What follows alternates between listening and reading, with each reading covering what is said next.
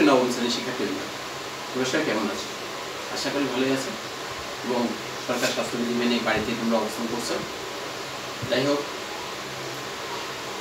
প্রতিবার নিয়ে এবারও আমি তোমাদের সাথে আছি। যুবচন্দ্রনাথ সরকারি শিক্ষক বনি কাদিরখোলা মাধ্যমিক বিদ্যালয়। আমি তোমাদেরকে আজ কাদিরখোলা অনলাইন স্কুলে শুভেচ্ছা ও অভিনন্দন জানাচ্ছি। যাই হোক শিক্ষার্থীবৃন্দ, তোমরা বুঝতে পারছো যে আমরা আজকে যে গণিত বিষয় নিয়ে কথা বলবো। যাই হোক, গণিতের আমরা তোমাদের অনুশীলন 2.1 শুরু করেছিলাম এবং প্রথম দিন সেট নিয়ে আমরা কিছু বেসিক আলোচনা করেছি। তারপরে আমরা অঙ্ক শুরু করেছি এবং সেখানে আমাদের সেট গঠন থেকে কীভাবে তালিকা করা যায় সেই বিষয়টাই আমরা প্রথম দেখিয়েছিলাম। তো তোমাদের নিশ্চয়ই মনে আছে প্রথম দিন আমরা যে বিষয় নিয়ে কাজ করেছিলাম যে একটা স্বাভাবিক সংখ্যার একটা সেট ছিল, সেট গঠন, সেই সেট গঠন থেকে আমরা তালিকা করেছিলাম। যাই হোক শিক্ষার্থী বন্ধুরা, কথা না বাড়িয়ে চলো আমরা ক্লাসে ফিরে যাই।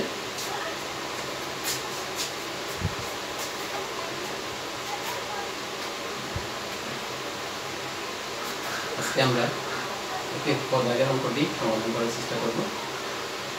একে পদাগের অঙ্ক ছিল কি,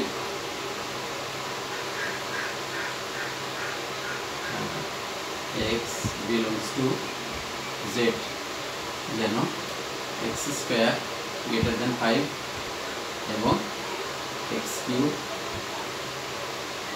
লেস অর ইকুয়াল 36।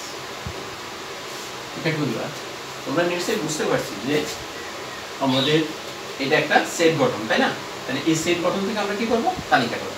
আচ্ছা, এখন শিক্ষার্থী বন্ধুরা, আমরা গত ক্লাসে যে অঙ্কটি করেছি এই অঙ্কের সাথে এই অঙ্কের একটু পার্থক্য আমরা দেখতে পাচ্ছি।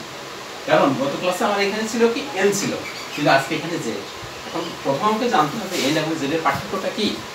তাহলে নিশ্চয়ই তোমাদের মনে আছে n নিয়ে যখন আলোচনা করেছিলাম তখন n নিয়ে বলছিলাম এটা হলো স্বাভাবিক সংখ্যা, অর্থাৎ শূন্য অপেক্ষা বড় সকল ধনাত্মক পূর্ণ সংখ্যাকে আমরা বলছিলাম কি স্বাভাবিক সংখ্যা। তাহলে আজকে আমরা z নিয়ে আলোচনা করি। তাহলে z এর বিষয়টি কি তোমরা কি একটু মনে করার চেষ্টা করতে পারবে? তোমরা একটু মনে করার চেষ্টা করো তো। পূর্ণ সংখ্যা, হ্যাঁ ঠিক, পূর্ণ সংখ্যা। তাহলে পূর্ণ সংখ্যা, তাহলে আমাদের প্রথম জানতে হবে পূর্ণ সংখ্যা কাকে বলে, তাই না? পূর্ণ সংখ্যা কাকে বলে? তাহলে পূর্ণ সংখ্যা কাকে বলে এটা যদি আমরা আলোচনা করি, অর্থাৎ এখানে দেখো শূন্য থাকবে এবং প্লাসের সংখ্যাগুলোকে আমরা নেব এবং মাইনাসের সংখ্যাগুলো আমরা নেব। একটা সেটকে আমরা যদি ধরো একটা অসীম সেট লিখলাম আমরা, এটা কিন্তু আমাদের একটা পূর্ণ সংখ্যা সেট। অর্থাৎ আমরা এখানে সংজ্ঞা কি বলতে পারি?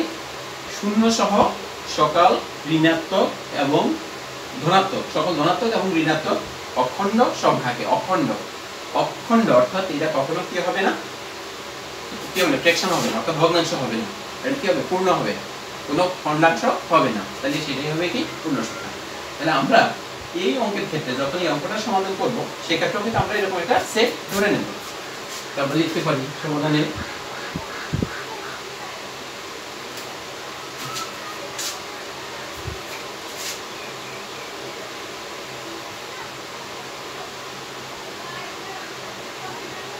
লিখতে পারি, মনে করি লিখব z সমান, দেখো আমরা এখানে লিখতে পারি -3 -2 -1 0 1 2 3 এরকম একটা অসীম সেট লিখতে হবে। এটা অসীম, অসীম মানে তো তোমাদের গত ক্লাসে ধারণা দিয়েছি যে সেটের সদস্য সংখ্যা গণনা করে শেষ করা যায় না, আমরা কতগুলো হবে এটা বুঝতে পারি না, বলতে পারি না, সেটা হচ্ছে কি অসীম সেট। তাহলে অসীম সেটকে আমরা এখন সসীম সেটে পরিণত করব। তাহলে এখন দেখো জিনিস, আমরা এই দিকে লক্ষ্য করো, এখানে কিন্তু -3 আছে, এখানে -4, অর্থাৎ এখানে -3 আগে কিন্তু আরো অনেক সংখ্যা আছে এবং এই 3 পরেও কিন্তু অনেক সংখ্যা আছে। তাহলে আমরা যদি প্রথমে এইভাবে লিখি, এখানে যেহেতু আমাদের এখানে কি ছিল, x ছিল, তাহলে x এর মানটা ধরে নিই, x সমান -3 আছে। আমি যদি এখানে -3 জায়গায় ধরো এদিকে আরো সংখ্যা আছে, আমি যদি প্রথমে বলি -4 হলে x সমান যদি -4 বলি তাহলে দেখো x স্কয়ার সমান কি হয় -4 স্কয়ার হয়। তার মানে কত হয় দেখো, তোমাদের একটা কথা আমি আগে বলেছিলাম যে মাইনাসের পাওয়ার যদি কি হয় জোড় হয় তাহলে কিন্তু চিহ্ন কি হবে পরিবর্তন হবে, আর যদি মাইনাসের চিহ্নটা কি হয় বিজোড় হয়, মাইনাসের পাওয়ারটা যদি বিজোড় হয়, যদি মাইনাসের ঘাত যদি কি থাকে বিজোড় থাকে বা পাওয়ার যদি বিজোড় থাকে তাহলে কিন্তু কি হবে চিহ্নটা কি হবে তাহলে কি অপরিবর্তিত থাকবে, অর্থাৎ চিহ্নটা মাইনাস আছে ওটা মাইনাসেই থেকে যাবে। ঠিক আছে, তাহলে এখন দেখো এখানে কিন্তু আমরা লেখার পরে x³ সমান -4 কিউব, তাহলে 4 কে কিউব করলে অবশ্যই কত হবে 64 হবে। কিন্তু এখন তোমাদের মনে কনফিউশন জাগতে পারে যে এখানে কি প্লাস হবে কি মাইনাস হবে। আমি আগেও বলেছি যে মাইনাসের পাওয়ার যদি বিজোড় হয় অবশ্যই চিহ্নটা কি হবে অপরিবর্তিত থাকবে, তাহলে মাইনাসের এখানে কিন্তু মাইনাসই থাকবে মাইনাস। তাহলে এখন দেখো যেহেতু -64 হলো তাহলে -64টা কি আমাদের কিন্তু এখানে এই যে 16 আমাদের যে এখানে শর্তটা আছে দেখো কি বলছে x স্কয়ার থেকে কি হবে বড় হবে, অর্থাৎ 5টা কি বড় হবে, এটা কিন্তু অলরেডি হয়ে গেছে। আচ্ছা আবার যদি -64 হয় তাহলে কিন্তু কি হবে 64 হলে 36 অপেক্ষা কি হবে ছোট হবে অথবা সমান হবে, কিন্তু এটা কি হচ্ছে ছোট হচ্ছে। বলে মনে প্রশ্ন রাখতে পারে যে স্যার এখানে 64 আর 36 তাহলে 36 কিভাবে 64 কিভাবে 36 ছোট হয়। তোমরা দেখবে যত বড় সংখ্যার আগে যখন মাইনাস চিহ্ন বসাবে তখন কিন্তু সংখ্যাটা কি হবে ছোট হবে, কিন্তু এখানে যখন 64 না হয় যদি মনে করো 62 হতো তাহলে 62 কিন্তু কি হতো 64 এর চেয়ে বড় হতো। আচ্ছা আবার দেখো এর সমান যদি -3 বসাই,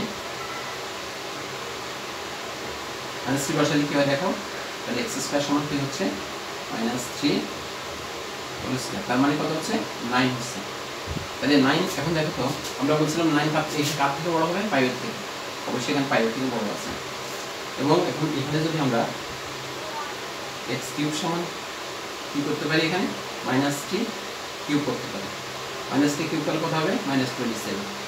তাহলে এখন দেখো -27 36 অপেক্ষা কি ছোট, অবশ্যই ছোট, অবশ্যই ছোট। তাহলে তোমরা এই জিনিসটা তুলে নাও, তোলার পরে আমরা বাকিটা সমাধান করছি।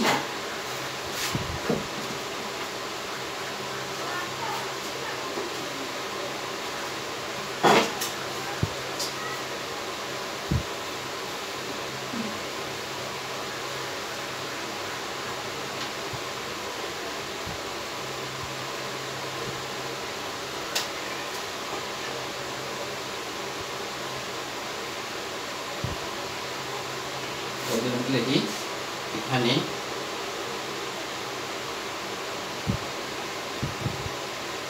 x সমান যদি আমরা -2 লিখি দেখো -2 হলে x স্কয়ার সমান কত হচ্ছে দেখো x স্কয়ার সমান হয়ে যাচ্ছে তোমার -2 স্কয়ার মানে হচ্ছে কত 4। তাহলে এখন দেখো আমাকে বলছে 5 এর থেকে কি হবে বড় হবে, কিন্তু এটা বড় হয়নি, এটা কি হয়েছে ছোট হয়েছে। এবং x³ সমান কি হবে দেখো x³ সমান হবে তোমার -2 কিউব, অর্থাৎ কত হবে -8 হবে। তাহলে কি বল 36 অপেক্ষা ছোট বলছে, এটা ঠিক আছে। তাহলে এখানে একটা জিনিস লক্ষ্য করো তোমরা, তার মানে হচ্ছে এখানে আমরা 2 যখন দিলাম তখন কিন্তু কি করলো 2টা কি করলো একটা শর্ত মানছে, কিন্তু একটা শর্ত কিন্তু মেনেছে সে, যে একটা শর্ত কিন্তু মানে নেই 3 পর্যন্ত কিন্তু কি মেনেছে যে একটা শর্ত কিন্তু ঠিকভাবে ছিল। এখন দেখো -1 যখন হয় তাহলে এখানে কি হবে -1 হোল স্কয়ার মানে হচ্ছে কত 1, অবশ্যই 5 এর থেকে ছোট হবে। এবং x³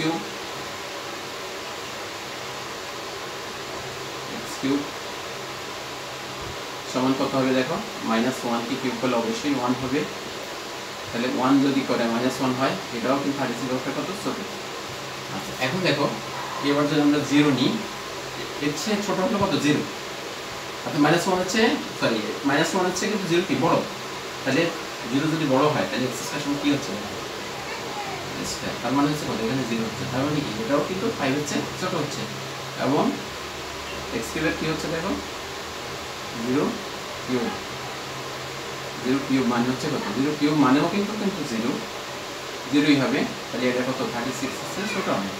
এবার যদি তুমি 1 বসাও তাহলে কত হয় 1 স্কয়ার, তাহলে 1ই হয় এবং এটা 5 এর চেয়ে ছোট হয়। এবং x³ সমান তাও কিন্তু 1 কিউব, এই 1 কিউব বলে কি এখানে 1ই হবে, 1 হলে কত হবে? এটাও কিন্তু সরি, এটা 36 অপেক্ষায় কি হবে? ছোট হবে। এবার তুমি x সমান 2 বসাও, এর সমান কি হচ্ছে দেখো 2 স্কয়ার, অর্থাৎ এখানে হচ্ছে কত 4, অবশ্যই ছোট, কিন্তু এই শর্ত আমরা নিতে পারতেছি না। এখানে হচ্ছে 2 কিউ 8 কিন্তু 36 অপেক্ষা ছোট। দেখো তোমরা এখানে কিন্তু 2 শুধু 2 যখন দিচ্ছি তখন কিন্তু 8 কিন্তু ঠিক আছে ছোটই আছে। 3 দিই, দেখো 3 দিলে কি হয়? x স্কয়ার সমান কি হচ্ছে 9 হচ্ছে, এবং তাহলে 9 যদি হয়, এই সংখ্যা লিখেছি যদিও 9 হলে কিন্তু কি সমান অথবা ছোট, এটাকে লিখতে পারি না। 9 এর আমার শর্ত কি ছিল আমাদের? 5 এর থেকে এটা বড়, এটা কিন্তু হয়ে গেছে। দেখো এটা কিন্তু 5 এর থেকে বড় হয়ে গেছে, অর্থাৎ আমাদের যে শর্ত ছিল সেটা কিন্তু এখানে ম্যাচিং করছে। এখানে কি অবস্থা দেখো 3 কিউব, তার মানে হচ্ছে 27, এটা অবশ্যই দেখা যাচ্ছে 36 এর ছোট, এটা কিন্তু ঠিক আছে। কিন্তু যদি তুমি এসব 4 নাও, দেখো তো কি হয়, তাহলে x সমান কত হবে? 16 হবে, এটা ঠিক আছে, বাট x কিউব সমান হচ্ছে অবশ্যই 4 কিউব 64। কিন্তু দেখো 64 যখন হচ্ছে তখন কিন্তু সে 36 এর চেয়ে বড় হয়ে যাচ্ছে, কিন্তু আমাদের কি কথা ছিল যে 36 এর চেয়ে হয় সমান হবে, এর সাথে সমান হবে অথবা কেউ ছোট হবে, কিন্তু সে কিন্তু বড় হয়েছে, অর্থাৎ এটা আমরা নিতে পারছি না। ঠিক আছে বন্ধুরা, একটা মজার বিষয় লক্ষ্য করো, আমরা যখন -3 নিয়েছিলাম তখন কিন্তু দুটো শর্ত কিন্তু ম্যাচিং হয়েছে। আচ্ছা, এরপরে আমি যখন -4 থেকে প্রমাণ করেছি তাও কিন্তু কি পেয়েছি, সেখানেও কিন্তু আমি সঠিকভাবে পেয়েছি। এখন ধরো আমি এখানে যদি -5 এর ক্ষেত্রে করি তাহলে কি হয় দেখো তো, -5 কে যদি স্কয়ার করি 25 পাচ্ছি, এটা কিন্তু 5 এর চেয়ে বড় হচ্ছে, এবং কিউব করলে কি হচ্ছে দেখো, কিউব করলে হচ্ছে -5 কে কিউব করলে হচ্ছে তোমার -125, এটাও কিন্তু 36 এর ছোট হচ্ছে। কারণ অর্থাৎ যতই বড় না কেন তার বামে কিন্তু মাইনাস আছে, এজন্য সংখ্যাটা কিন্তু ছোট হচ্ছে। মানে ম্যাচিং করতে তুমি দেখো -5 এর পরে যদি তুমি -6 নাও তাও কিন্তু ম্যাচিং হবে। -6 এর পরে যদি তুমি -7 নাও, অর্থাৎ মাইনাসের ক্ষেত্রে তুমি যাই নাও না কেন, তুমি মাইনাসের দিকে অর্থাৎ 3 এর থেকে যত ছোটর দিকে তুমি যাও না কেন, -3 -4 এভাবে যতই যাবে না কেন তুমি কিন্তু কি পাবে, তুমি কিন্তু মানে তোমার যে শর্ত দেওয়া হচ্ছে এটার সাথে তার মিল খুঁজে অবশ্যই তোমার ম্যাচিংটা পাবে, তুমি মিলটা পাবে। কিন্তু একটা বিষয় কি দেখো, ধনাত্মকের দিকে কিন্তু শুধু 3 এর ক্ষেত্রে, এই 3 এর ক্ষেত্রে কিন্তু দেখো যখনই 3 নিয়ে কাজ করছি তখনই কিন্তু দুটো শর্ত কিন্তু ম্যাচিং হয়েছে। কিন্তু দেখো 1 এর 2 এর ক্ষেত্রে হয়নি, 1 এর ক্ষেত্রে হয়নি, ইভেন 0 এর ক্ষেত্রে হয়নি। কিন্তু তাহলে আমরা -3 থেকে আরম্ভ করে যতই নিচের দিকে যাব, -3 -4 -5, ঠিক এটা কিন্তু ম্যাচিং হবে। এবং এদিকে এসে শুধুমাত্র 3 এর ক্ষেত্রে, অনলি 3, আর কিছু না, শুধুমাত্র 3 এর ক্ষেত্রে কিন্তু এটা কি হবে, এটা দুটো শর্তকে সমর্থন করবে। তাহলে আমরা এখন এখানে উত্তরটা কি লিখতে পারি?